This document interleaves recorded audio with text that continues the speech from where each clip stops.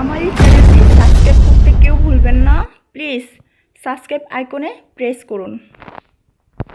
সবাই আশা করি ভালোই আছেন। আজ আমি দেখাবো ঘরে কিভাবে টেস্টি ঝালমুড়ি বানানো যায়।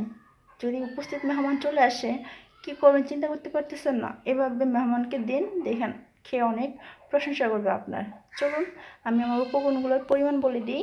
এই যে টমেটো নিছি একটা, তারপর পেঁয়াজ নিছি, 2টা কাঁচামরিচ, আর আদা নিছি 1 ইঞ্চি পরিমাণ, একটা লেবুর টুকরো নিছি, আর শসা নিছি, ধনেপাতা নিছি, আর ওই যে সরষের তেল।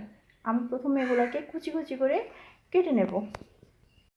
দেখুন আমি সবগুলো উপকরণ কুচি করে নিছি, পেঁয়াজ কুচি করে নিছি, দেখুন লেবুটা ছোলা সহকারে কুচি করে নেবেন, আদাটা চিকন চিকন করে কুচি করে। এখন আমি সবগুলো উপকরণ মিক্সড করব।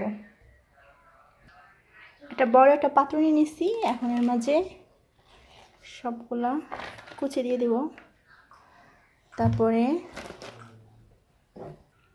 তারপরে মধ্যে ঝালমুড়ি দিয়ে দিব, ঝালমুড়ি না চামচ দিয়ে দিব, চাইলে একটু বেশি, যা যতটুকু পরিমাণ আছে। তারপর মুড়ি দিয়ে দিব,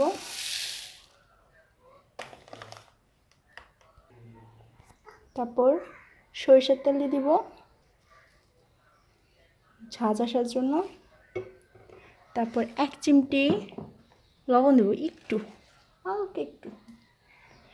এখন সবগুলো ভালো করে মেখে নেব। এই দেখুন হয়ে গেল আমার ঝালমুড়ি, অনেক সুন্দর করে, অনেক টেস্টি।